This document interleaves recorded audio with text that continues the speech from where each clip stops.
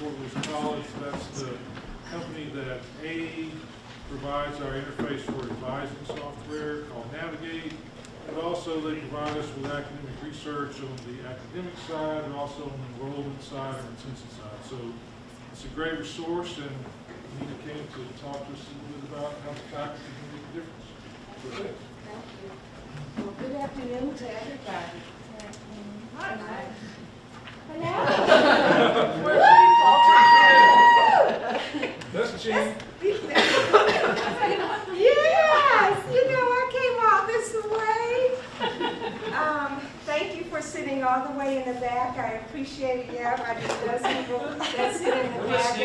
Yes, that they can leave quickly, so I have my eye on you. And then I thank all of you for sitting down front. Again, my name is Nina Bennett. My colleague, Katie Rush, is also here. She is your strategic lead, and so any additional information that you might need about EAB, about your membership, about resources, she is the go-to person.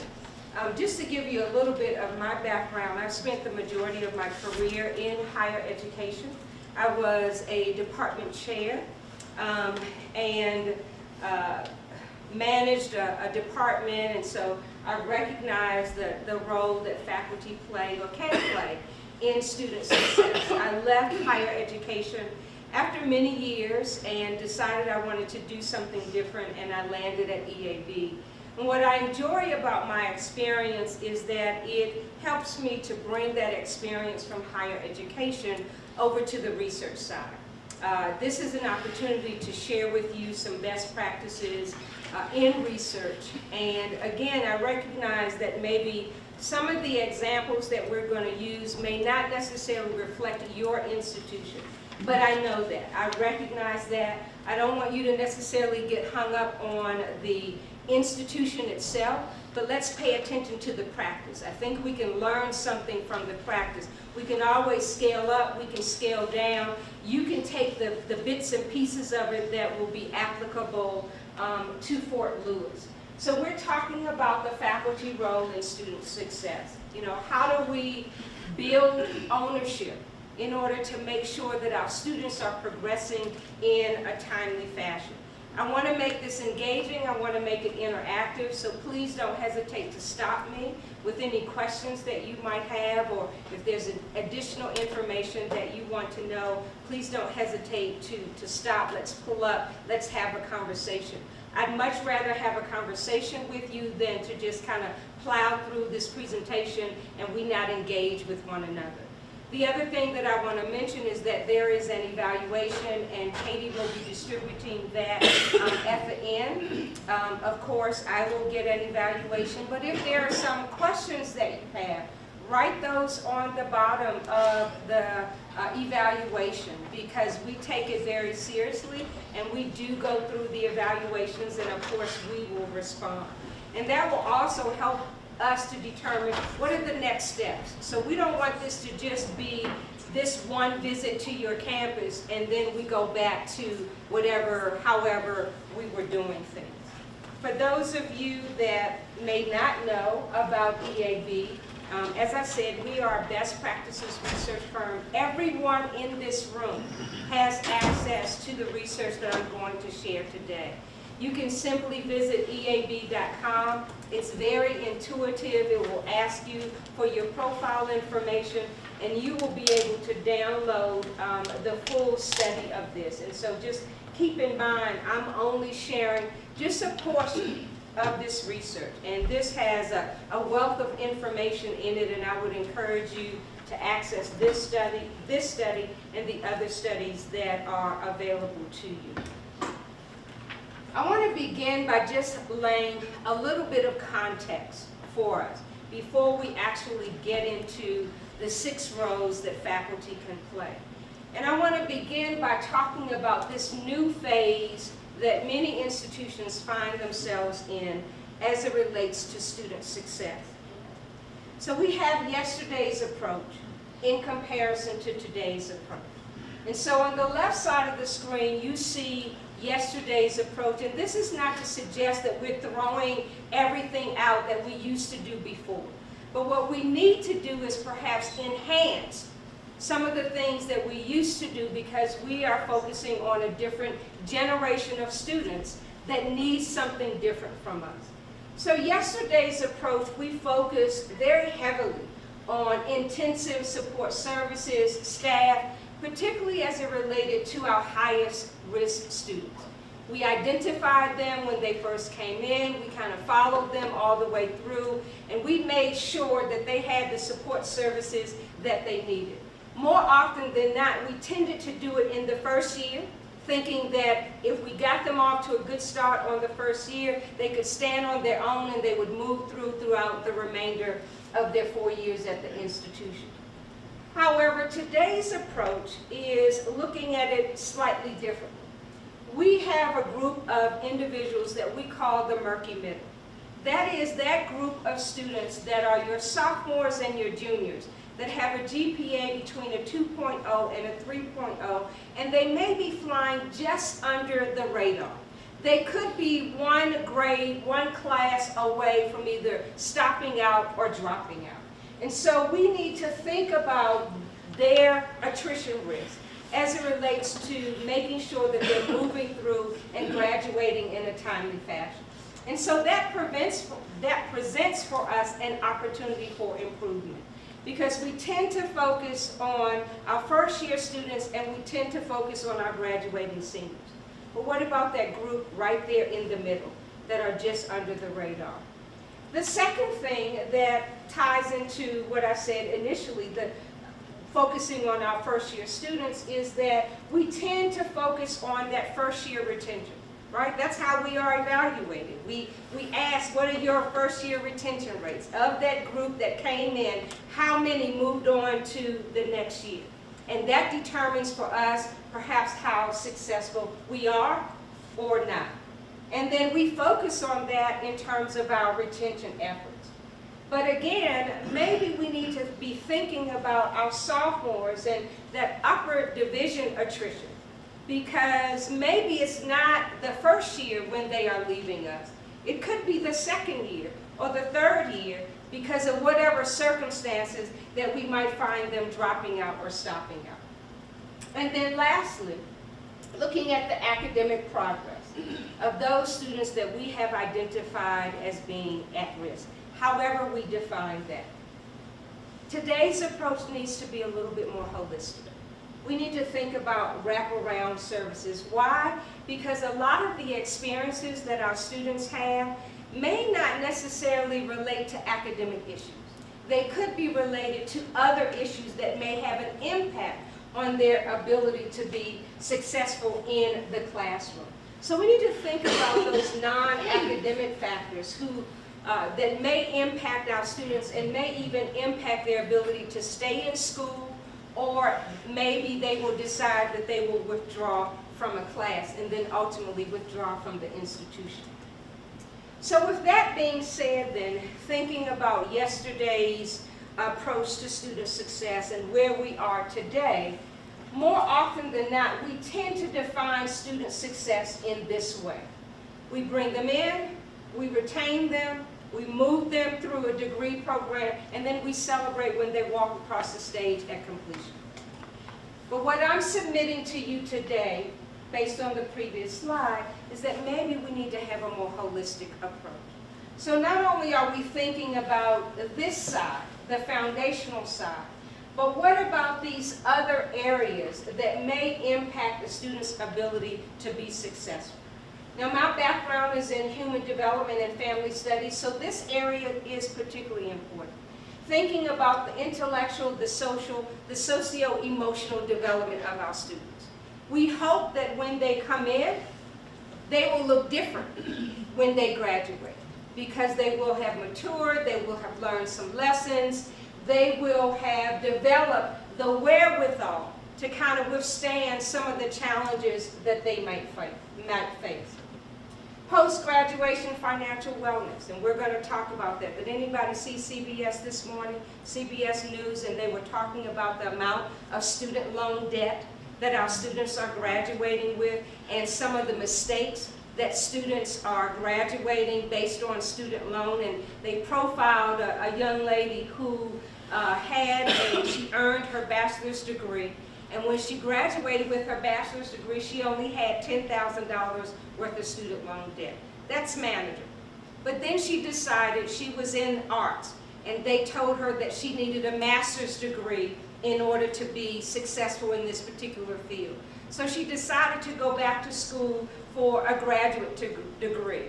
And her dad, lovingly as he was, said, you know, you need to take out student loans and live off your student loans. Yeah, I know. Yeah, that's what he told her. And that's what she did. And so now she has roughly about $30,000 worth of student loan debt. Her monthly bill is $900 a month. $900. And she thought that she was going to be able to afford it. Well, because of the interest rate, guess how much she owes today? $66,000. Her dad said, live off of that. Take out these loans and live off. So post-graduation financial wellness, how many of you would agree that maybe she's not so much in a good place? Think about it, $66,000, that's just student loan debt. Not even talking about the other debt. And then, of course, career engagement. I know that many of your students, when they graduate, they find a job. But you see, at the end, we have a question mark there. So let's begin our discussion this afternoon. Tell me, what would you add to the end there as we think about the holistic model for understanding student success? What else would you add there? And don't everybody answer me at one time. I know that you're anxious to say something, but just, you know. They need to have good lives. Can you tell me what that means? Can you conceptualize that for me? There are a variety of ways of doing it, but it would be more than a successful career. It would be a necessary condition, but not a sufficient one. Okay, all right. How do we measure that? Self-reporting would be one way of doing that, asking whether students are content with the life that they lead 10 years after graduation. Yep. And just in higher ed, that was the exact article talking about student fulfillment or fulfillment after graduation. What else would you add? Anything else? Yes? Maybe some type of adaptability or flexibility that allows people, like you go into a particular career right now, but that career might not continue to look the same way in 10 years or 15 years. And so having an understanding of ways that you might adapt as you move forward, which I think is profoundly different from how most of us went into our graduate programs and how we conceptualized our work. Absolutely, absolutely. And so employers now are asking what skills are students graduating with. Not necessarily the degree. The degree is one area. It says that you stick to something over a period of time and you will graduate with a particular degree. But what employers are asking from higher education, I would agree with you, is slightly different than what they asked when many of us went through school. What else would you add? Anything else? I often hear people say civic engagement. How well are our students able to engage in an environment outside of education? So we can continue that conversation and think about what else would you add there? What else would you think about as we begin to define what student success is?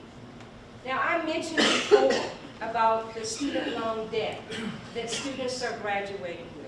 And so part of the reason why it's important for our students to graduate in a timely fashion is because of the amount of debt that they are graduating with.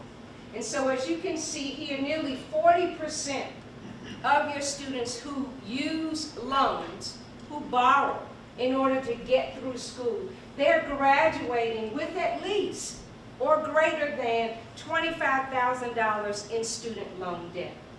Now, as we think about the impact of that, we may be saying, well, that's not a whole lot of money, and I was actually at one institution where faculty members said this is good debt. This is an investment in their future. They should have this kind of debt. And I'm on, yeah, exactly. I'm not so sure about that, and maybe we'll see on the next slide how you really feel about that. But look at the impact on the right side of the screen of that student loan debt. So 56% will have to delay going on to graduate school because they simply can't afford it. 43% will delay buying their home. Now the middle one I think all of us can identify with, because guess where your child is going to be staying with? They're going to be staying with you. So that man cave, that she shed that you thought you were going to build or have, it's not happening because they are going to be taking up that space. And not only are we seeing that they are going to be staying with you, the other thing we're seeing is the boomerang effect. So they're leaving, and then they realize they can't afford it, and they're coming back to you. And they're leaving, they'll try it again, and they're coming back and they're staying with you. And each time they come back, they stay a little bit longer. 25% won't be able to engage in entrepreneurship because they simply can't afford it. 19% are delayed getting married. 26% will delay having children. So I thought it was important to maybe put this in context for us. So student loan, we know today it has reached the 1 trillion with a T, the $1 trillion mark, student loan debt. And student loan borrowers are graduating with almost $40,000 worth of student loan debt.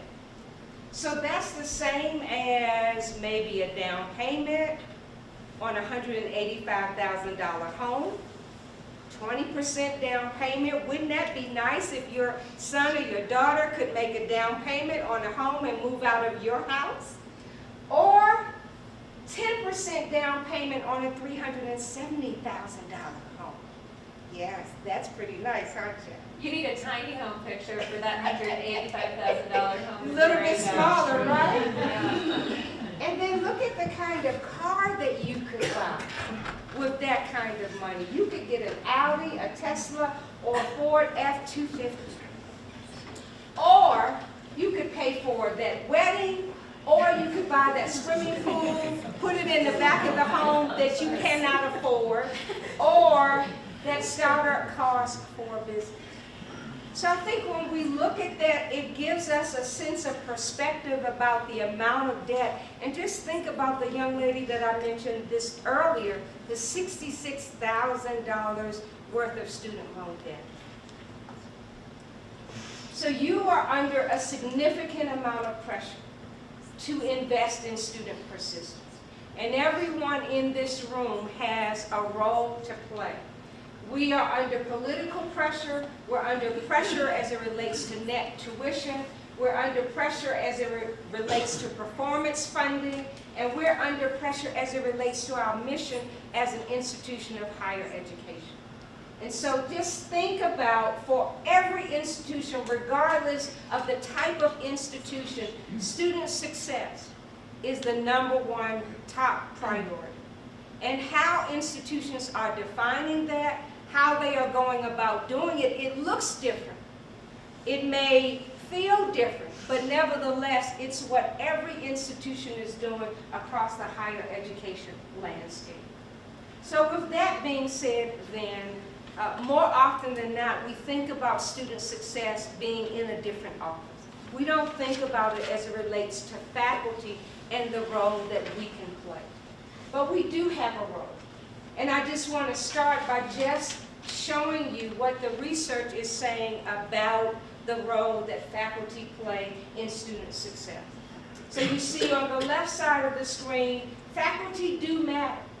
These interactions, talking about the interactions that students have with faculty, these interactions influence the degree to which students became engaged with faculty, and it was a very good predictor of student persistence. So your role matters. It makes a difference in how well students are able to navigate this terrain called higher education. And many of you are familiar with the Gallup-Purdue study, and they just released the new study, and the results have not changed. The results are still the same. Students who feel supported and have deep learning experiences with their faculty are more successful, that their outcomes are a little bit different than those who do not. However, only 14% strongly agree that they're having those kind of experiences.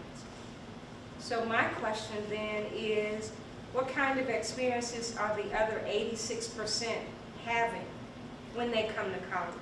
And even though this is based on the study and it's based on those who participated in this study, we have to ask ourselves that kind of question.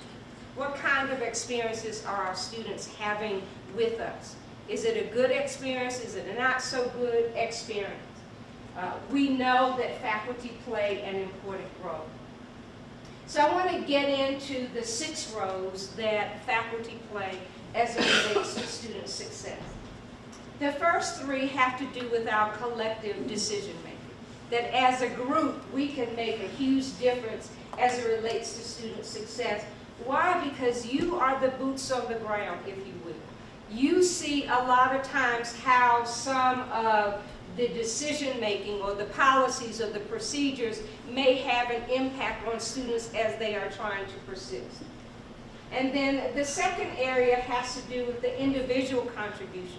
That is those things that you have control over in your classroom. And we will talk about those.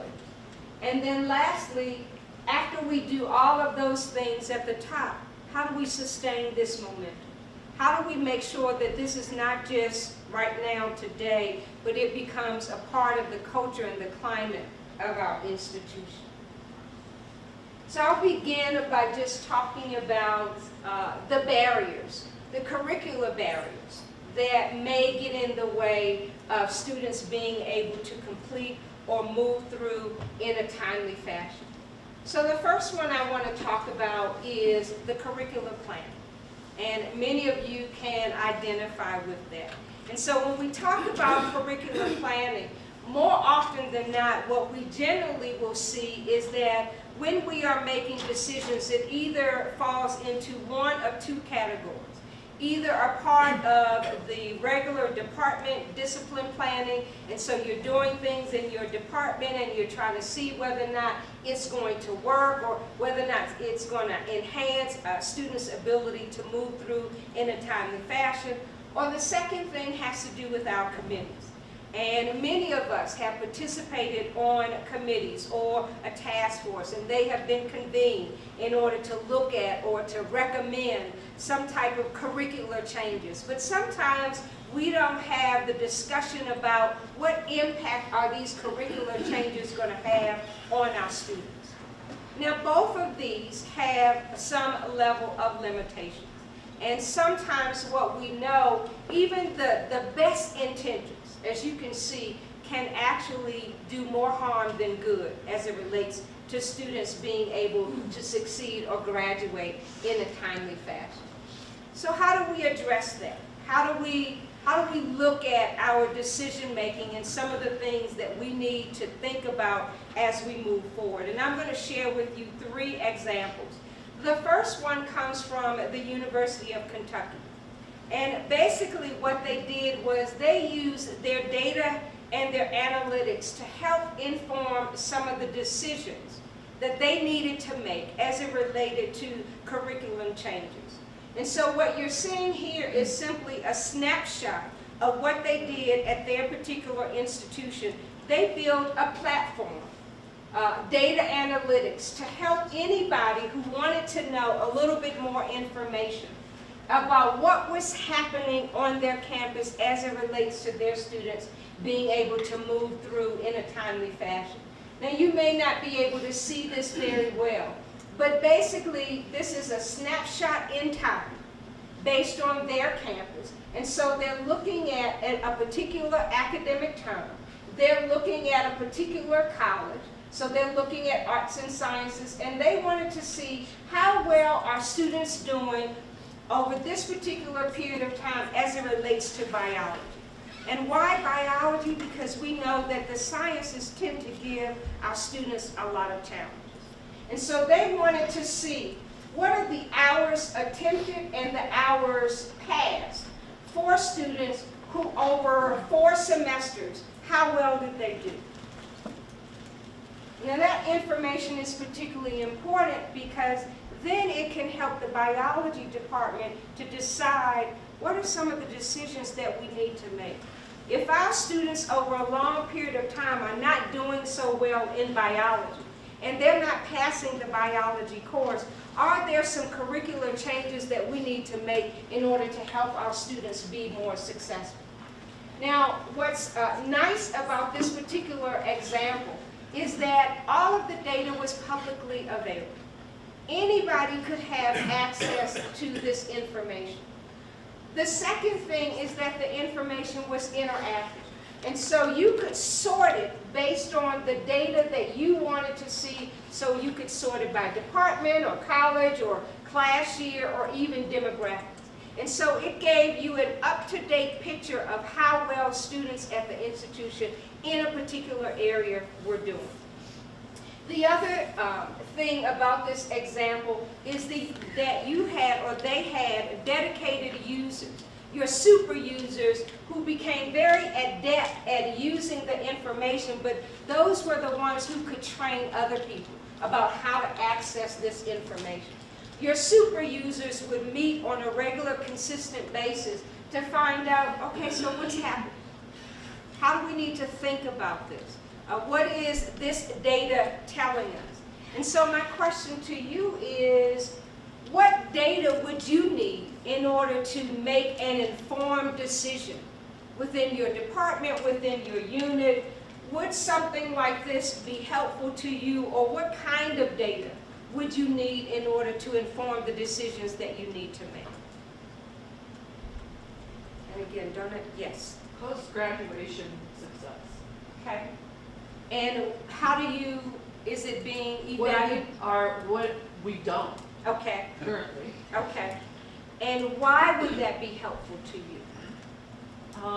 Well, several years ago, and I'm from a biology department, so several years ago we looked at what kind of jobs our students were Sure. going into. Sure. And we recognized that within our curriculum, we were setting people up for jobs that they weren't going into. So we remodeled our curriculum so that it was more, I don't know. Consistent. Yes, Yeah. exactly. Yeah. But we don't have any of that kind of data unless, as a department, we go out and collect from students that we still have contact with. And that's the one takeaway from this particular example, is providing departments with the right data that actually address or answer the question that you are trying to ask. Making sure, where are our students going? Is this curriculum actually preparing them for the jobs that they are getting in the future? And so it would make it really difficult then to say no, if you had that kind of data, to say, well, this is where our students are going, so this is why we are shaping the curriculum in this particular way. Anybody else? Data and the usefulness of data. The next example comes from Virginia Commonwealth University. Now we know that data is only one part of the solution. The other thing that we have to think about is, how are we using that data? What is that data informing us? How is it informing the decisions that we're making? So in this particular example, we had a faculty member at Virginia Commonwealth who suggested some new course and some curricular changes to the department. And they wanted to change the how students were being accepted. They wanted to change the GPA. They wanted to make a number of changes. And so they decided, let's run the data.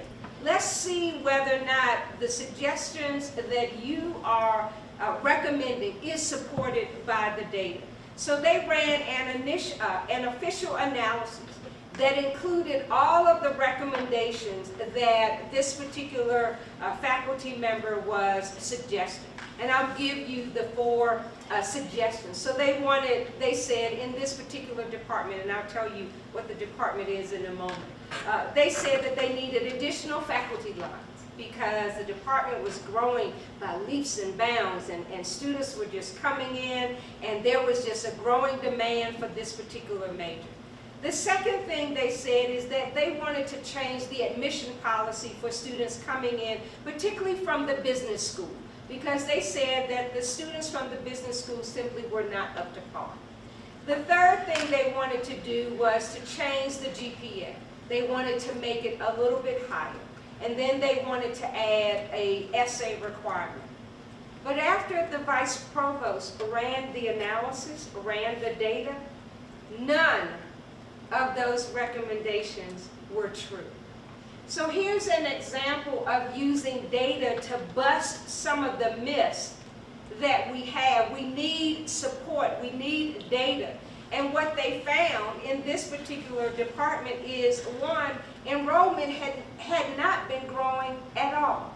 It was pretty much the same. It looked like it was growing, but the data didn't support it. The second thing they found is that business students were more likely to graduate in that major than native students. And the third thing they found, which I think was really important, is that there was no significant difference in graduation rates between those students that were entering with the current GPA and those who were with the proposed requirement. So there was no difference. This was going to be a change that they were going to make, but it was going to impact the students in the program. And so it's important, one, to have the right data to be able to respond to the questions that we have, but it's also important to have the right data in order to inform the future decisions that we want to make in our program. Now, the third example comes from the University of Auburn, Montgomery. Aren't you going to tell us who it was? It was the law school, right? No. It was not, and I was looking through my notes and I kind of set you up. I don't have the actual department that it was. So I'll keep you in So you don't know it suspense. wasn't the law school, or you know it wasn't? I know it wasn't the law school. I do know that. But you don't know who it was, huh? But I don't know. But I will find out for you, yes. So I can put that to rest. And so again, just thinking about some of the changes that we want to make. And sometimes we make changes based on gut feelings rather than actual data, rather than thinking about, is this actual? And so the provost is able to say no to the whatever changes that they're looking to make, because now I can rely on the data. I can say this is what the data says. The third example, as I said, it comes from University of Auburn, Montgomery. And this example focuses on committee work. And many of us have served on a number of committees, and sometimes we ask ourselves, why am I serving on this particular committee? Because we don't have any decision-making power, there's no sunsetting, we're just serving on committees in perpetuity, and more often than not, it tends to be the usual suspects who serve on these committees. But Auburn University decided they wanted to come up with a slightly different approach to think about their retention committee and the work that they were doing. And so they decided to match the ability of faculty members and staff on their campus to the role of the committee. And so basically they had this primary committee that consisted of about 37 faculty and staff members. And they were from across the university. They had 3 subcommittees that were each one strategically designed to do something different. All of them supporting this whole notion of retention. So they had the campus response team. The campus response team, their role was to drive the agenda, make sure that they had the right recommendations. You had the data management team. They were charged with compiling and running the data. to inform the recommendations that were being put forward. And then you had the third team, which was the data investigation team. Their role was to convert the raw data into meaningful insights so that everyone could understand. Now, the takeaway from this model is, one, you have a separation of tasks. So you have subcommittees that are assigned to do very specific things. The second thing has to do with the responsibility of each of the committees. They're not the same. So each one has a separate set of responsibilities. And then thirdly is the composition of the committees. So those individuals, faculty members, for example, that had qualitative backgrounds, they were asked to serve on the campus response team. Why? Because they could focus on the right questions, they could focus on the needs. Faculty who had a quantitative background, they were placed on the data investigation team. So they were charged with investigating the D, F, and W rates on their campus. And when I say W rates, I'm talking about the withdrawal rates, not from the university, but from courses. So this is what this committee was all about. And they wanted to know which courses are students more likely to receive a D, an F, or will withdraw from. And so the data management team got together, they synthesized the information, they looked at some data. The data investigation team then took that information, they identified the outliers in the data, they put some charts together to illustrate the highest and the lowest failure rates. And the campus response team then was able to bust up some of the myths that were circulating around campus about what classes were giving students the most challenge. And what they found is that there were two courses in particular that were giving their students a challenge: history and economics. And I'm sorry if there's anybody in history or economics. So what did that mean? That meant now we know the courses that are giving our students a challenge. Now we can begin to triage the resources based on this data. We may have thought that it was a particular class that was giving our students some challenges.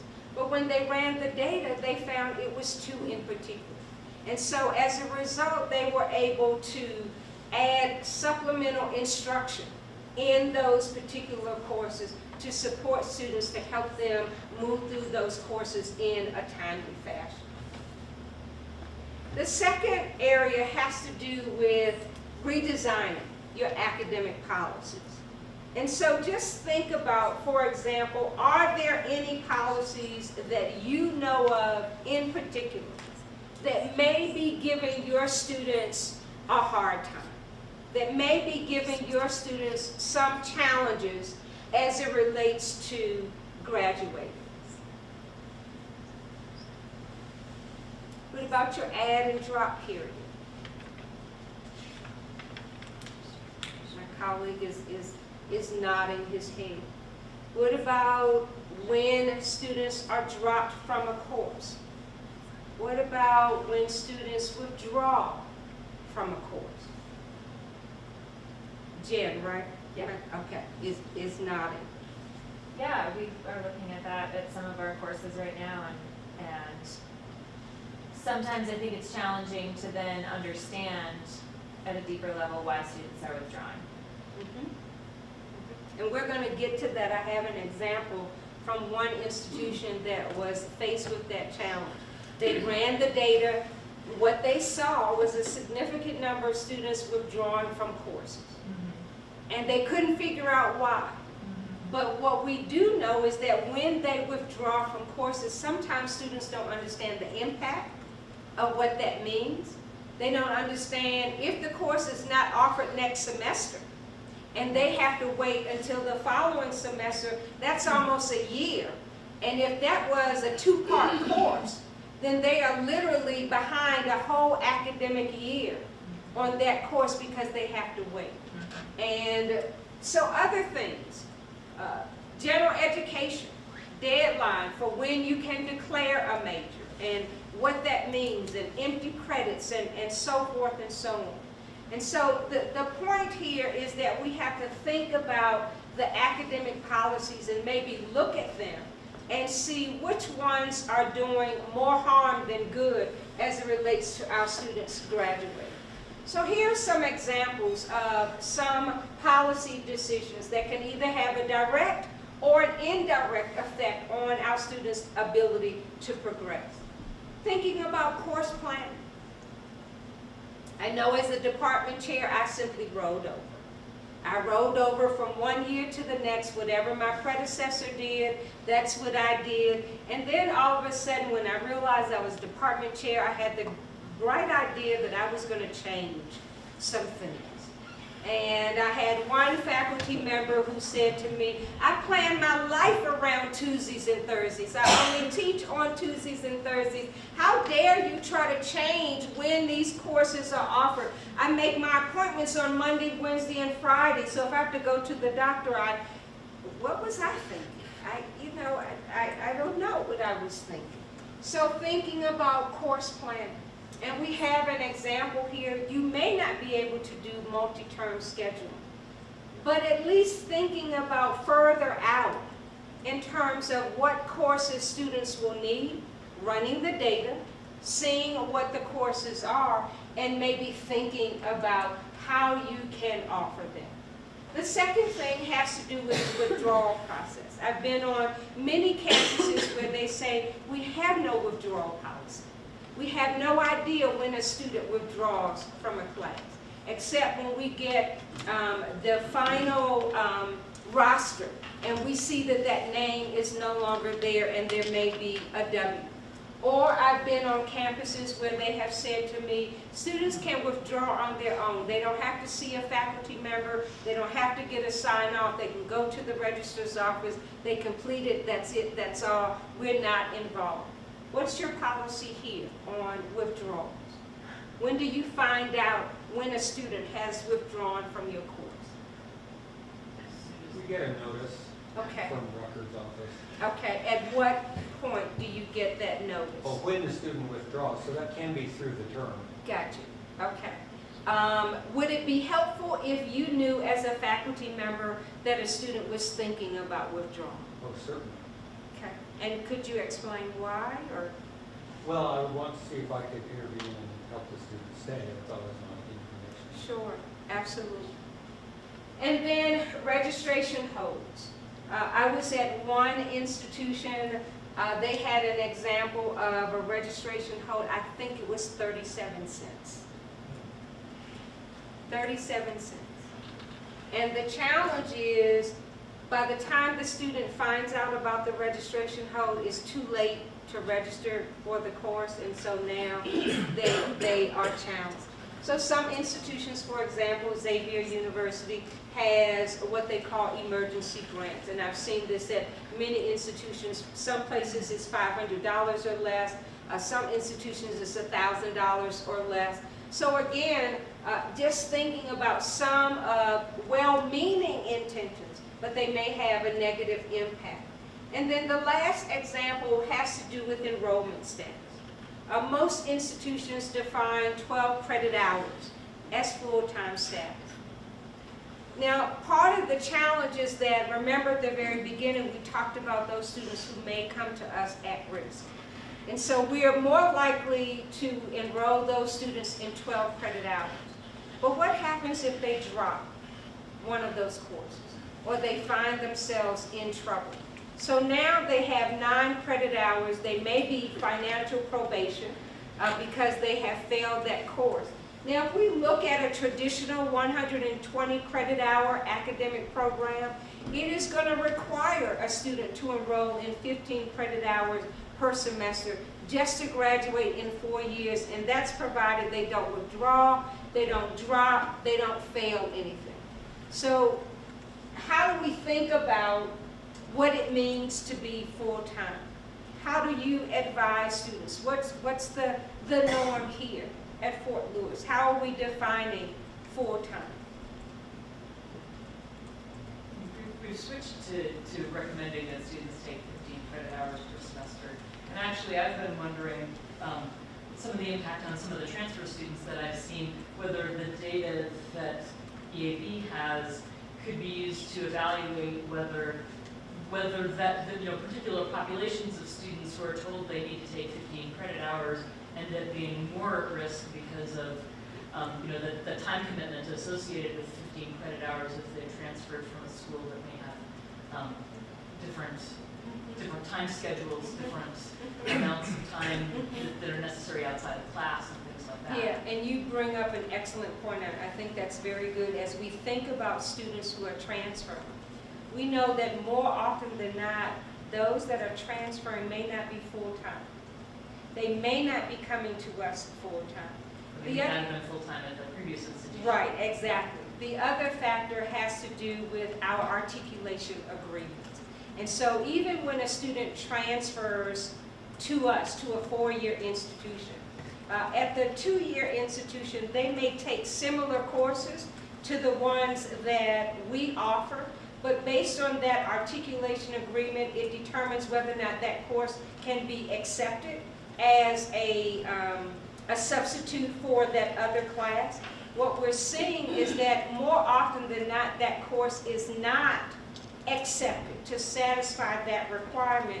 So students have a lot of empty credits, and they end up having this over accumulation of credits, and what they thought was just going to be 2 years here at the institution, 2.5, 3 at the most, ends up being another 4 or 5 years here at the institution. The other factor that we have to think about is the schedule.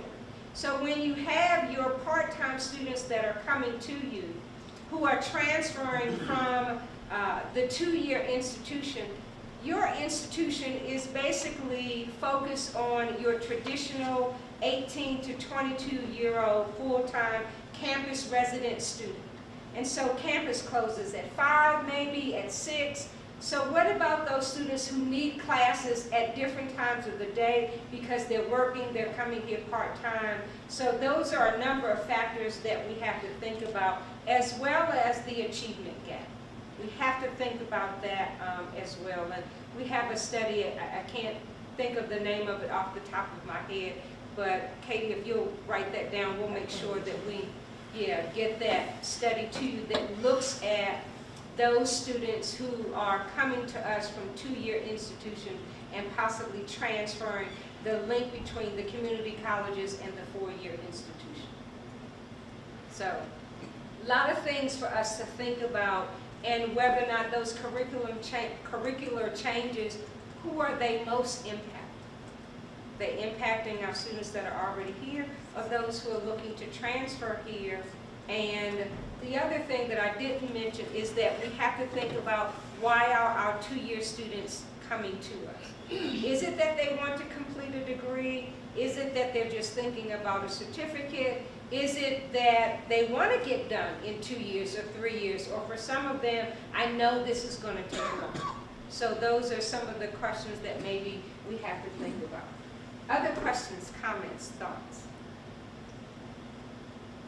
So here's an example, and you can download this. This is our academic policy diagnostic. And it helps you to see whether or not your policies are they too lenient? Are they too strict? Or what do you need to do to make sure that you are engaging in what we call best practices? And I would encourage you to maybe download this, go through it in your departments to see exactly where you are, to see whether or not you are on track, to see whether or not maybe you need to adjust some of your policies. And then we are more than happy to help you walk through this and provide you with some of the case studies of what other institutions have done to make sure that you are engaging in best practices that will be more beneficial to your students than will harm them. The third area, as it relates to collective decision-making, has to do with advising.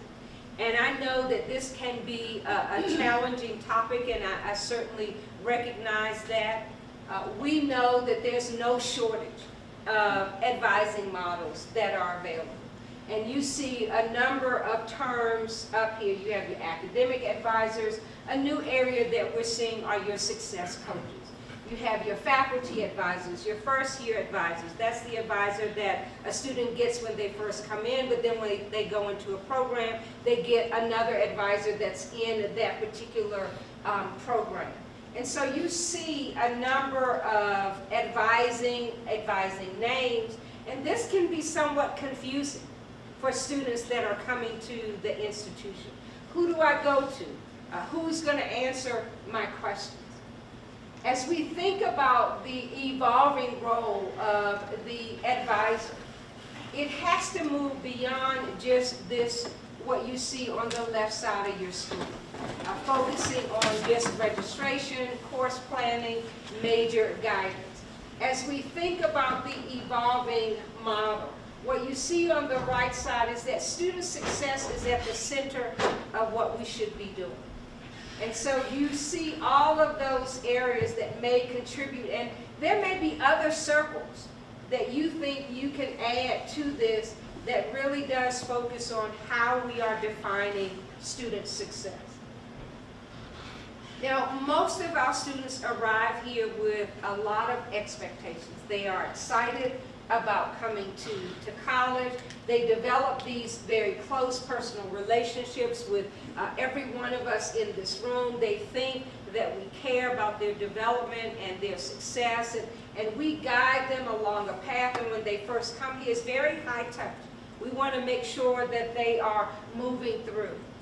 But sometimes when we look at the faculty role as it relates to advising, sometimes advising is at odds with how we define promotion and tenure.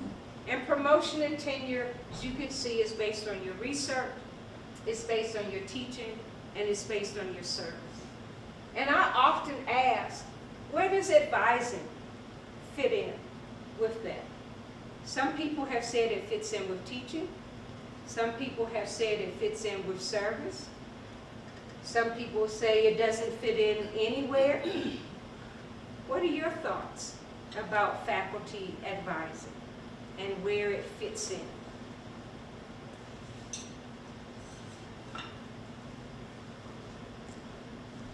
So we switched from a faculty advising to a centralized model, Yep. more of a faculty mentoring model. Yep, sure. Personally, I view mentoring as part of what I do in the classroom and outside of the classroom. Yep. It's part of that relationship building, fostering part. So if I had to put it in one of those three buckets, it would go under the teaching Okay. for me. Yep. Yep. And I hear that often, and the last section of the presentation talks about that mentor. And you mentioned a centralized advising, and that's one of the best practices, that there should be a one-stop shop as it relates to advising. The other thing that we know is that advising should be consistent, that students should be receiving the same information across their 4 years so that they are not confused about how to move through their program. The other thing we know is that sometimes the information that students want is very transactional. In other words, where do I go to get a new ID? I lost my ID. I need to know where to go to get that, or I need to pay this parking ticket. Where do I go to do that? That's not necessarily advising, but they come to us for that because they don't know where to go to get that information. Now, this slide is meant for illustrative purposes only. Illustrative purposes only. It's not based on necessarily any data per se. But what we do know is that 80% of faculty do a relatively okay job of advising. 10% do an excellent job, and then the other 10% are just absent. They're just not here, they're not engaged, they're not involved. And so you see the quote at the bottom of the screen from the provost of a mid-sized public university, who said, most faculty do a horrendous job to a fantastic job of advising. But for the most part, most faculty do what is considered a mediocre job.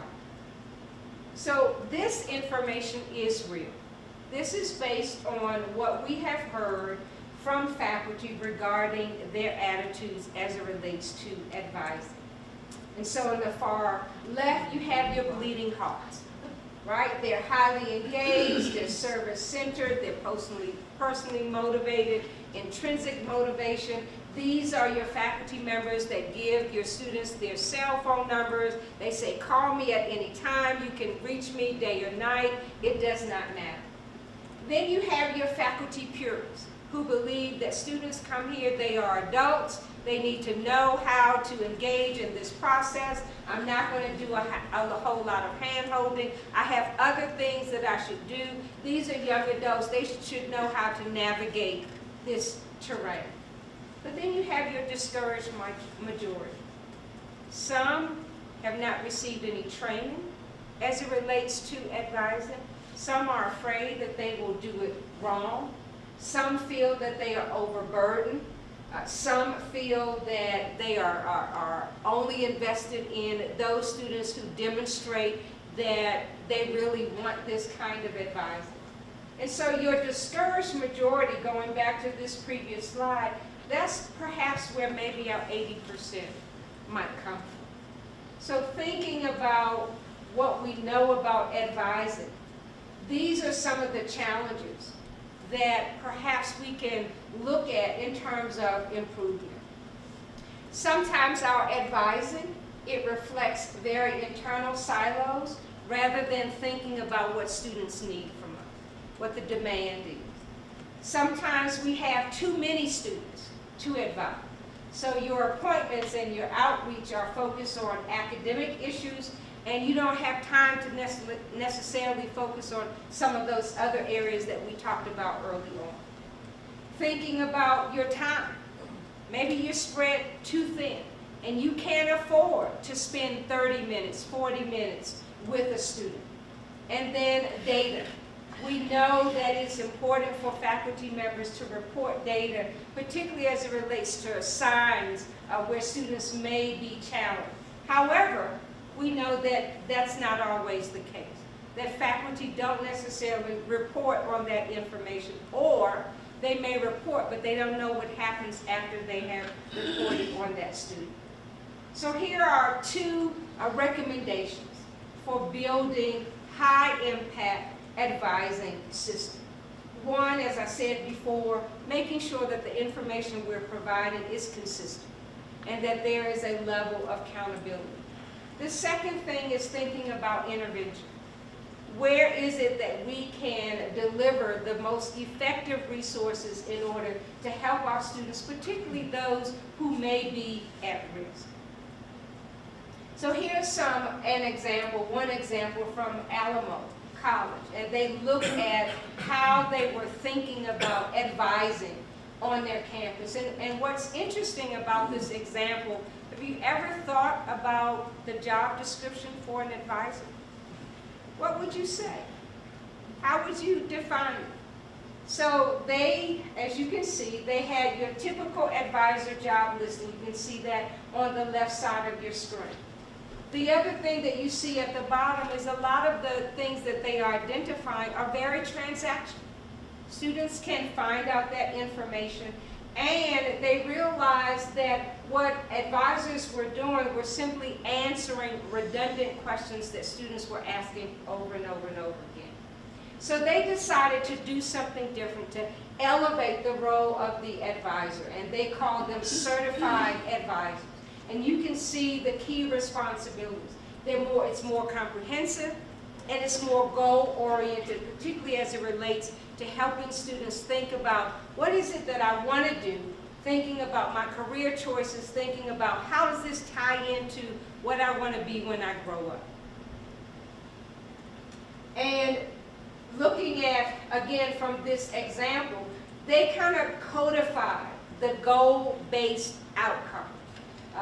Making sure that students understood what it is that they need from an advisor, but also, as I said before, elevating the role of the advisor, bringing it to a level so that individuals can really think about what kind of impact am I going to be having on students? So they have identified here, as you can see, what are the objectives of my role?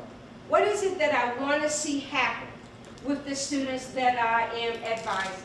So am I helping them to think about the pathways? What path will get them to where they want to go? What about labor market data? And what about those key touch points? So again, just thinking about how we identify advising and elevating it and making sure that we are providing information to our students to help them be successful.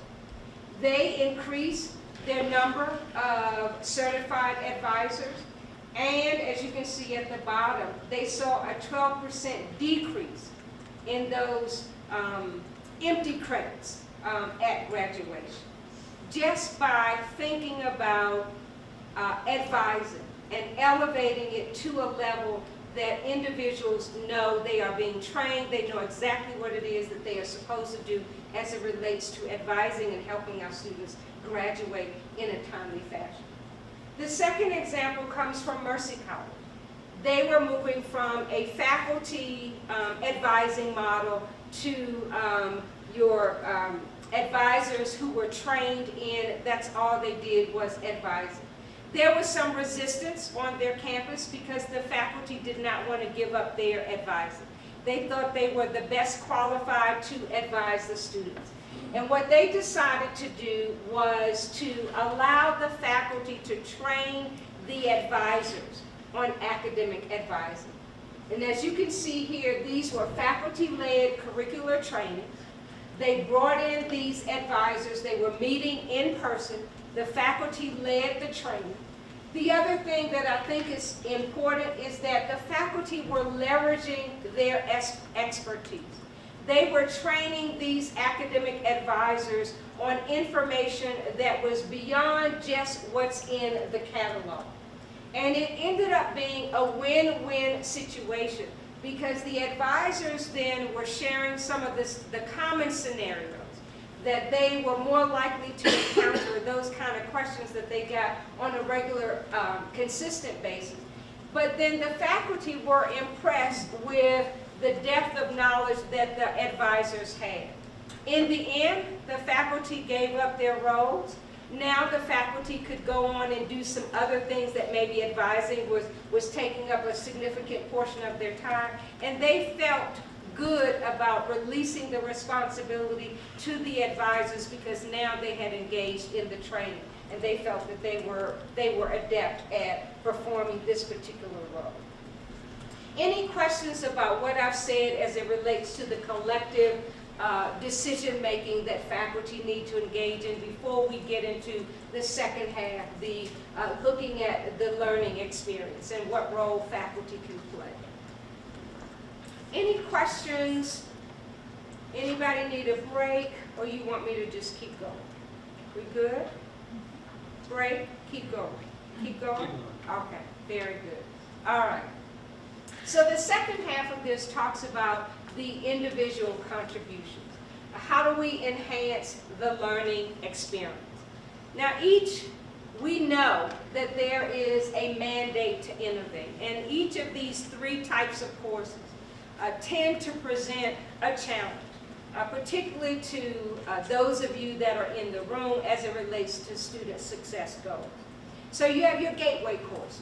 Your gateway courses can delay a student's ability to progress for the entire course of study, because if they can't enroll in that gateway course, it's going to impact their ability to take the other courses. The second thing has to do with those bottleneck courses. Bottleneck courses sometimes will have very long queues, a waiting period for a student to get into that particular course. They're trying to build their schedule. They're waiting for this bottleneck course to open up. When it does open up, it means it has shifted my entire schedule. And then just thinking about those high DFW courses. We've already said high DFW courses can add time to degree. They can get in the way of these other two gateway courses that you see at the top. Now, for each of these high impact strategies, there are some barriers, structural constraints that may get in the way of being able to move through on each one of them. So, for example, courses that are scheduled on the assumption that students move along at the same pace through basically a 16-week semester. What if we thought about hybrid courses? Maybe it would answer this whole issue of space, and you might not have that challenge on your campus because your courses are relatively small, but is it a way to meet the demand as it relates to those bottleneck courses? Or your high DFW rate courses? What does the data tell you? What are those courses that are more likely to give your students more challenges? And we're going to talk about that in a moment. Do we need to engage in redesign? Is it a section of the course that we need to redesign? Is it the entire course that we need to redesign? And sometimes some of the challenges has to do with the funding that may get in the way. On this particular slide, we're looking at the number of campuses that are engaged in looking at innovative ways to change how they are offering their courses. What I like about this example is that it pretty much covers the gamut. So you have your STEM-related courses, you have pathways, you have learning redesign, you even have looking at first-year courses, your general education courses, even thinking about employer curriculum and how we can collaborate with employers. I would invite you to maybe visit some of these websites, find out what they are doing, and seeing whether or not any of these examples would be relevant for you as you think about course redesign. We know that active learning is hugely important as it relates to helping our students graduate.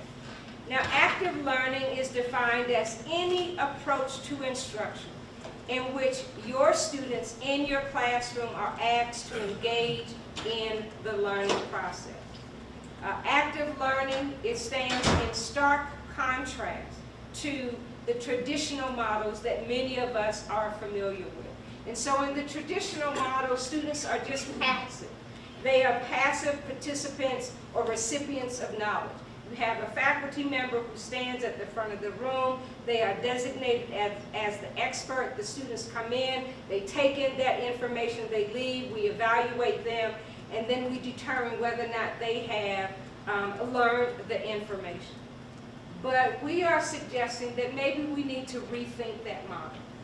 That we know active learning plays a huge difference, and we've identified 4 lessons that we know active learning can make a difference in the lives of our students. This is an example of some of the active learning strategies that you can use in your classroom. And so we go from the very simple all the way up to the very complex. And you may use some of these in your classroom. The 1-minute writing paper, having students to kind of reflect on their experience in the classroom. I know a lot of people use the think, pair, share, or having students kind of work in groups or case studies. And it will depend on the kind of class that you are teaching. Does any of this look remotely familiar to you guys? Are you using any of these examples in your classroom? My colleague back here is shaking your head. Would you mind sharing any of those things that you're using and what some of the outcomes are in your classrooms, or what are students saying?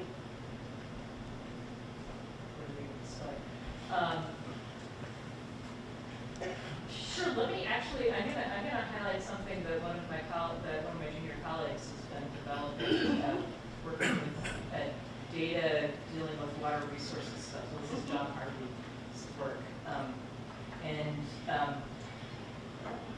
part of it, they sort of developed this multi-class series of things that involved students working in groups and some jigsaw discussions, and then kind of ended with some kind of role playing. Each group's class breaking up into groups that each represented stakeholders that had different interests in water resources. And one of the things that was really fantastic about it was that the students that were representing the tribal interests spoke so much more than I had ever heard them speak up about the issues that affected them. So Yeah. that was, Yeah. it was amazing, yeah. Yeah, good. Anybody else? Any other examples of actively engaging students in the process of learning? Based on some data, the National Survey of Student Engagement, they have examined the engagement experiences of hundreds of thousands of students from over 1,600 colleges and universities. And the results that they come up with are fairly consistent.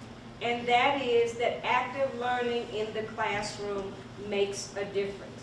And what you're seeing here is data from a comprehensive meta-analysis of 225 science, engineering, and mathematics education studies. It demonstrates that active learning can significantly increase course grades over the traditional didactic methods that we use, particularly as it relates to small classrooms. In their analysis, they found that students in courses without active learning were 1.5 times more likely to fail that course than if they were in a course where there was active learning present.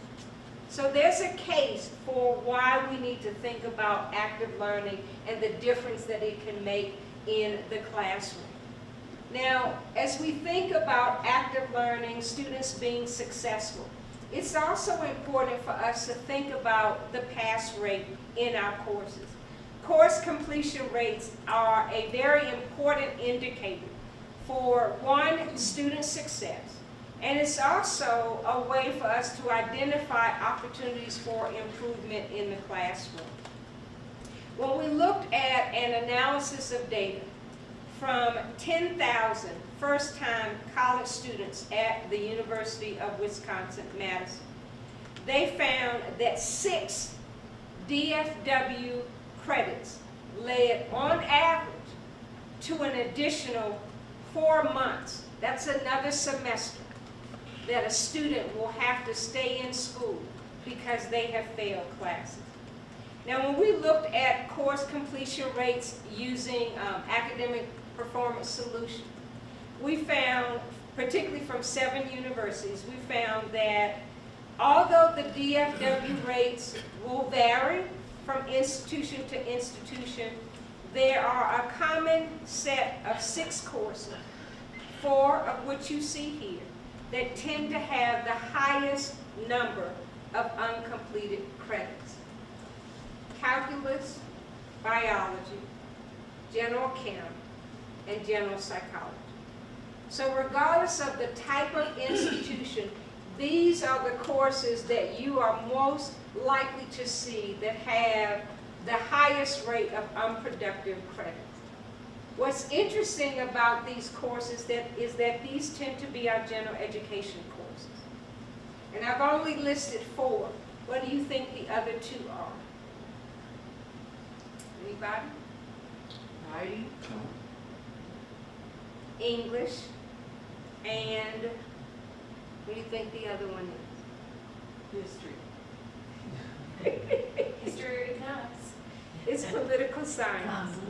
We're close. But again, those are your general education courses. So if students are failing your general education courses, what does that mean for their first year here on campus when they're more likely to be taking those classes? So they're already a semester behind. And yes, we tend to offer our general education courses every semester. However, what does that mean to time to degree completion? What does that mean to, in terms of grit and them feeling confident about passing their courses and being able to do college level work? So just thinking about that, and it may be important for you to kind of think about what are those courses that are giving your students the greatest amount of challenges here on campus. And then once you know that, how will you address that issue? The other thing I think is important for us to talk about is not only the courses, but looking at the pass and failure rate of a section of the same course. That's also something that we have to look at. So again, you're seeing some courses. This is based on information from a public master's university. And they looked at the pass rate by section, by course. Now, even if students in Professor Jones' Accounting 201, 100% of his students pass. That means that they're getting a C, B, or an A in their course. Now, maybe that's good, maybe not so much, because then students begin to talk, and it's like, don't take Professor Smith, because you may not pass her course. But if you take Professor Jones, you are definitely going to pass that class. So it may not necessarily be about what you're learning, but it's about who you're taking and who is more likely to help you pass that course. So even as we look at the pass rate by section, it is a cause for concern and something for us to think about and have a conversation about. The other thing, it may be that Professor Jones is doing something phenomenal in his classroom. And maybe we can learn from him or those who are teaching the other sections. This could be a professional development opportunity to help us think about strategies to enhance the learning environment. Now, when we think about the drivers, why students are failing our course, more often than not, we tend to focus on the first bullet there. We think it has to do with the lack of academic preparation. But what we know is that that may not be the only predictor. There may be some other factors that are getting in the way, including some non-academic barriers. The other thing is the class size. That may have an impact, and then students deciding to withdraw for the wrong reasons. This example, I mentioned this before, comes from New Mexico Junior College, who are having huge challenges with students withdrawing from the courses. And so as they began to look at the data, they became increasingly concerned not only about the D and the F rates, but those students who were withdrawing or were taking an incomplete in their classes. And they realized that they didn't have as much information about why students were withdrawing as they thought. And so what they decided to do was to institute a 48-hour cooling off period. Students who decided that they were going to withdraw from a course, they had 48 hours. In that 48 hours, they had to go to the faculty member about the course. And as you could see, faculty, as you just said, they were able to intervene. And what they found, the fourth item there, is that most students decided to stay within the course, and they were successful in completing the course. And so, again, just thinking about the withdrawal rates, those students who are moving through an academic program and helping them to understand the impact that withdrawing from a course might have for them. And you can see the phenomenal results that they had at New Mexico Junior College just by instituting this policy as it relates to withdrawal. A 48-hour cooling period. Didn't cost them anything. There was no money involved. No necessary resources. They simply had to go, the student had to go to that faculty member and have a conversation. Yes? So that's the data that says that they completed the class, Yep. but it doesn't tell us whether they passed the class. They did. They did. Okay. The students who decided to pass stay within the course, they got at least a 70% or better simply by staying in the course. Yep, so they completed successfully. Other questions? Yeah, very good question. The last part in this section we'll talk about redesign. And again, just thinking about if you are deciding to redesign a particular course, just thinking about some of the strategies that maybe you want to employ as it relates to course redesign. And that's an option. And so maybe it's a course that's been giving your students some challenges, and so you want to think about this prioritization, the criteria here for thinking about whether or not you want to redesign a section, a portion of the course, the entire course, Is it those courses that are giving your students that have the high DFW rates? Is it those prerequisite gateway courses? Again, just thinking about looking at your data, seeing where your students are having the most challenges, and how you are deploying the resources in order to address some of the challenges that students might be having. As you think about redesign, we have listed here 4 models from the National Center for Academic Transformation as you think about course redesign. So maybe you just need to add some supplemental instruction. Maybe it's some technology, maybe it's some hands-on activity. Maybe it has to do with replacing a portion or a section of the course. Maybe it has to do with additional resources that you're adding to the course, or maybe it's a fully online course. So again, thinking about the data, what is it that you need to do to the course in order to help your students be successful? This example comes from UNC Charlotte, and they redesigned their physics course. Remember we said that you looked at the other examples, so sometimes your science courses can be a challenge for your students. And they simply redesigned the course by adding a blended learning experience. Again, more engagement for the students, getting the students involved in the learning environment. And so they replaced what they defined as their ineffective lectures with a blended delivery model. And it made a huge difference for the students in that class. It reduced the DFW rate by 12%. They saw an increase in enrollment cap, and they saw a 31% cost savings for those students. Why? Because they didn't have to repeat the course. So again, just changing how we're thinking about the courses, making sure that it is student success that's at the center of what we want to do. This example comes from UNC, University of Maryland, Baltimore County. Again, their economics class. Remember, that was one of the classes that was giving students some challenges. And so this particular professor simply decided to add some homework that students had to do. They had to complete the quizzes before he would unlock the actual homeworks that they had to do in order to complete the courses. So he found that it was pivot tables that was giving students a great amount of challenge. So he simply added a little bit more information there. And he found that once they learned the information about pivot tables, then it would unlock the homework assignment. They could be more successful in completing the homework assignment. Someone asked me in another presentation, the real test is whether or not students do successful in the subsequent course.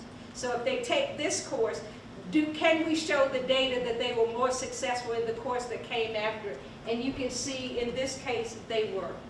The students who, just by him implementing this using Blackboard, this was an online tool, that they did much better in the course that came after this because they were able to learn the information, and then the homework assignments were not unlocked until they could demonstrate competency in particular areas. Again, another toolkit for you to download, the course completion playbook. Again, helping you to think about your courses. What is it that you need to do to make sure that your courses are delivering on the expectations? And Katie would be more than happy to help you with this information and provide you with a walkthrough of this if that's something that you would need. So we have a few more minutes, and I just want to talk about flagging your students at risk and then your mentoring. We believe that it's important to use your classrooms to your advantage. The average student spends about 225 hours in the classroom, and you see a number of things that happen with your student based on that time that they're spending with you. And this is based on, of course, 15 credit hours over a traditional semester that you have. One of the things that we know is that attendance is a very powerful predictor. Now, I've been on some campuses where they don't take attendance. They say they don't feel like it makes a difference, but this data tells us, particularly from Mississippi State, that for those students who do not have an attendance problem, you see a 1.6 GPA. So we can leverage that to our advantage. The other thing at the bottom is that we're learning early warning systems are particularly important. And they are so important that many of your institutions are beginning to deploy it, because they know that it can make a difference. That if we can look at those students who may or who are reflecting early signs of maybe being in trouble, then we can deploy the resources that they need. If we're waiting until midterm to talk about a student who may be in trouble, it's too late. Because now we don't have time to kind of respond to that and reach out to them and help them turn things around. The data tells us that at least week 3, week 4, they should have at least one exam or something that would indicate how they are doing in the class. If we're waiting until midterm and that's the first major exam that they're having and then they fail that midterm exam, what do we do to kind of turn that around? It's very little time to be able to do that. So as we think about the research and we think about those ways in which you can be involved, we've identified 4 pillars here that we think are best practices as it relates to faculty being involved in student success. We've talked about a student-centered pedagogy, making sure that we are engaging in active learning. The second thing has to do making sure that we are flagging those students who may be at risk. And then reporting early, particularly in those courses that we know are going to give our students the most challenges. And then, lastly, we've not talked about this, but intervening before it gets too late, before they decide to drop out. And because many of you in the room, you see a lot of these challenges, and maybe we can intervene very early on before a student gets to the point that they say, you know what, I'm just going to drop out of school altogether. This is an example that comes from West Virginia University. And what we like about this example is they get to decide for themselves, that is faculty. They get to decide what is the best point in the semester when they should be assessing whether or not a student is on track or off track. And I like the meter there at the bottom because it doesn't necessarily attach a number to it, but green means that they are on track. Yellow means maybe we need to be concerned about it, and then red means that they are completely off track.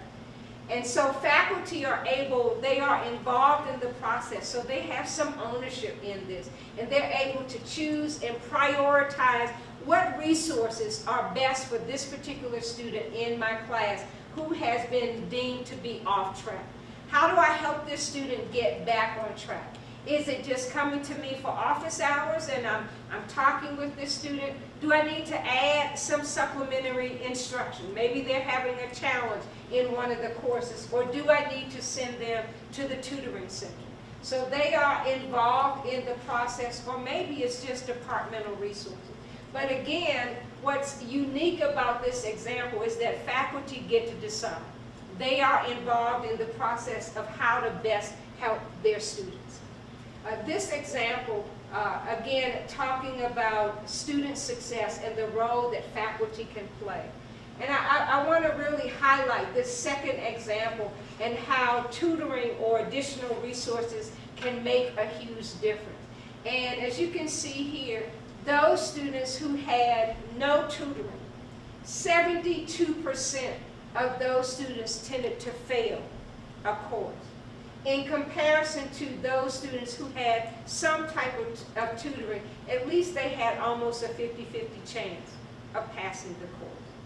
So tutoring makes a huge difference. And going back again to this particular example, thinking about the messaging that we are using to help keep our students on track. And this example suggests that that message should come from you. It should come from the faculty members that are in the room.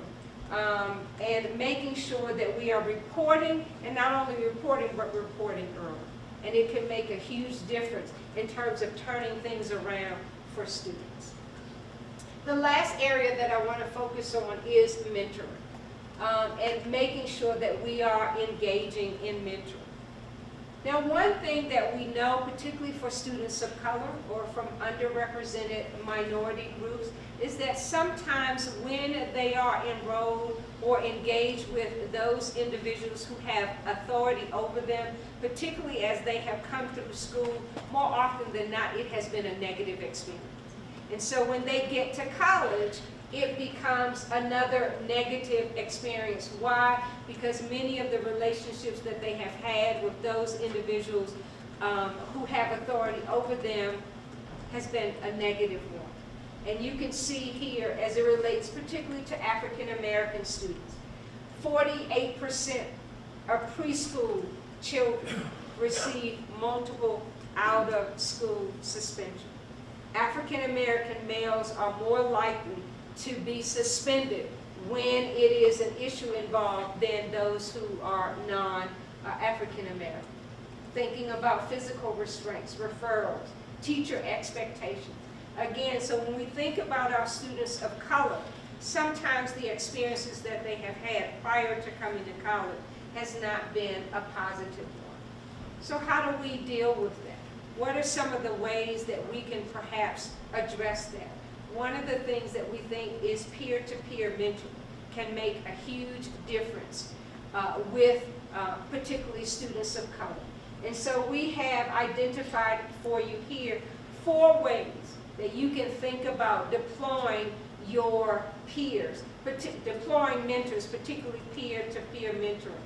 And we've identified the 4 institutions who have done a phenomenal job. We consider these our exemplars, who have done a pretty good job of making sure that they are engaging, particularly with students of color, who may be challenged as it relates to mentoring and being successful at an institution. And then the last thing that I want to talk about, we mentioned this very early on, is this whole murky middle, and why it's so important to make sure that we are focusing on those particular individuals. And as we think about this, remember we said the murky middle are your rising sophomores and your juniors who have that GPA between a 2.0 and a 3.0. And so it's important for us to make sure that we're really thinking about those individuals and deploying the resources that they might need in order to make sure that they are successful. As I wrap up, thinking about those individuals who tend to focus on our high flyers, those individuals who come to us with very high GPAs and we focus on them, or we focus on those who may be high risk. But again, as I said, what about that murky middle?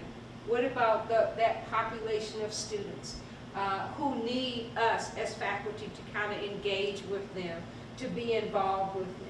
And we know that if we can be involved with them, if they can connect with faculty, that informal mentoring that you talked about, it can make all the difference in the world. This is my contact information. Please don't hesitate to reach out to me or to Katie. We will be more than happy to answer any questions. So I've given you back a little bit of time. So please, are there any questions or comments or dialogue that you want to have about the information that has been presented?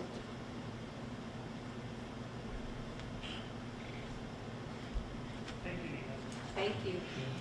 All right, we will make this available to you. We'll send the slide deck out to you. So as you go through it, and if there are other questions, again, please don't hesitate to reach out to me or Katie, and we'd be more than happy to walk you through this. Katie, yeah, you want to share anything? Oh, no, I just want to say thank you for attending. And as Nina said, my role is member success leader, so I serve as your main point of contact for membership access. So whether it's accessing some of the other resources that Nina had mentioned or just simply getting a login, please do not feel free to hesitate to log in. And I will send my direct line and my email address to Jesse. He can pass it around to this entire group as well so that you can access everything that Nina was discussing today.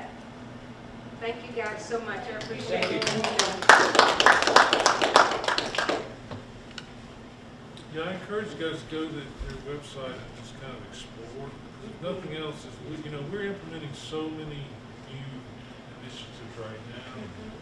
Many of them focused on these types of initiatives are related to them. One thing it does for me is to fuel my brainstorming about how we can do it here. As Nina said at the beginning, nothing will be exactly like other schools perhaps, but thinking about our own early alert system, right? When that happens, how, and I think even the nuts and bolts of it, for example, how easy is it to use? Is it faculty driven? Should it be integrated with our advising software so that advising gets the alerts? Does the faculty need the alerts?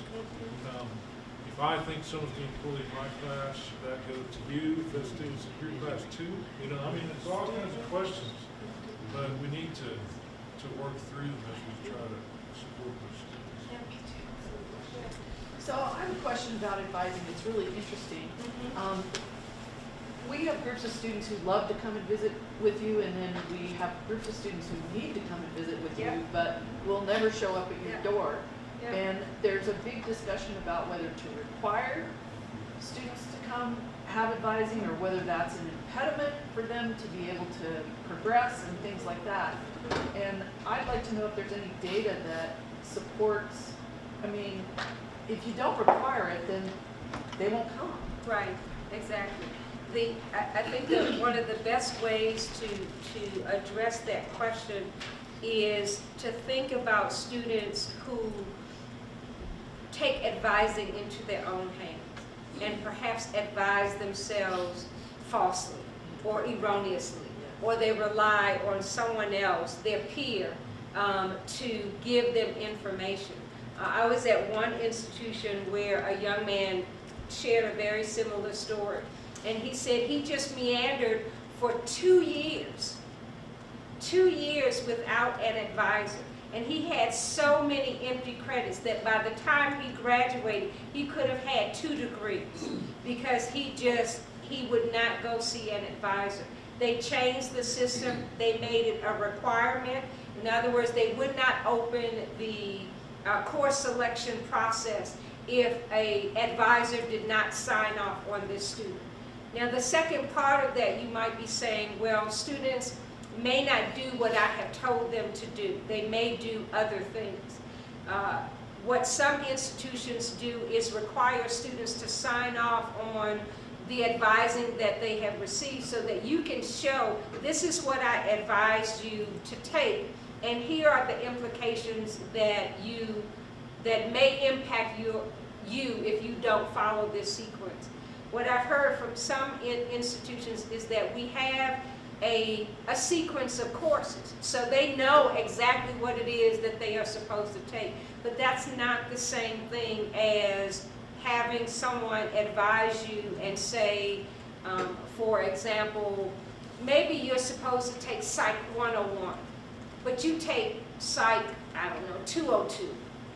It doesn't satisfy any requirements, and so now you still have to go back and take Psych 101, and so you're arguing with this student, well, I just saw psychology, and that was the only one that was open, and it fit into my schedule, and so that's why I took it. So I think, as Jesse said, it's important to have that conversation whether or not you want to require advising, and then what will be not only the repercussions for not doing it, but what are the incentives for doing it.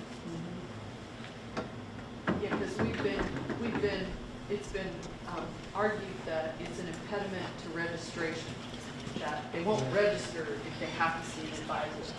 But I think the converse is true. You will remember we had that example of those faculty members. You have the middle group that just kind of do advising. Then you have your faculty peers, and then you have those that are highly engaged. And I think our students are much the same way.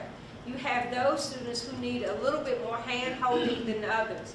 You have that group of students, they don't need a whole lot of hand-holding. They've kind of figured it out and they know what they want to do. And then you have that group that are just kind of going to meander and they're going to talk to people. They're wasting money, they're spending time, and they are not graduating in a timely fashion. Thank you. Other questions, thoughts? So we'll make sure that we get you some data on advising and what that looks like. Yeah. Yes. Well, it's kind of connected with what you were saying about them not coming to see you. It's kind of a small point, but it's also, go to their comfort zone. Yep. So I hold office hours also in the Native American Center, at Central, the G. Yep. I have found, and again, it's anecdotal, I haven't taken data, but I have found a lot more students will come see me there than my office. Because my office just, it's my space, it's got all my books, it's intimidating. Yeah. But they'll come to these Yeah. other places, and Yeah. I have found, Yeah. I've had more students coming to office hours that way. And getting that advising and mentoring and weekly. I want all students. No, I don't mean that in a bad way. I mean, Sure. I want all students Yes, to to get. have access. Yeah. I don't want just the ones who But I've take the also, time. but I've also required it. Yeah. At one point throughout the semester, at Yeah. least one required office hour. Yeah, And again, I can't tell you how many students were like, I'm glad I did this. yeah, Because it gets them started. Right, Yeah. and If that's nothing why, else. then I start seeing more of them, because we set up then a weekly schedule. They're like, well, Right. can I do that? Right. Well, yes, actually you can. right, Come see me once a week, yeah. and it builds. And they don't know what they don't know. That's the thing. They don't know that they don't know the information. One institution had, I think it was called an advising day, where they set up advising, no classes on that day, and they were set up like from, 8 in the morning to maybe 6 at night or something like that, where students could come to one centralized place. They could meet someone, they could set up, do whatever it is that they needed to do. And it was particularly helpful for those students who worked and maybe couldn't see you during the day, or maybe they only came here at a certain time, but this was a time when they could come and have all of their questions answered. And again, as I said, advising can make or break a student experience. And it's important that they have the advising. The second thing is important that they have the right information. And thirdly, it's important that they have consistent information. Because even if they change their major and they go to another program, you're hoping that that other program will give them the same level of information or consistency that you gave them. Other thoughts, questions, comments? Again, thank you guys so much. I appreciate your time. Thank you.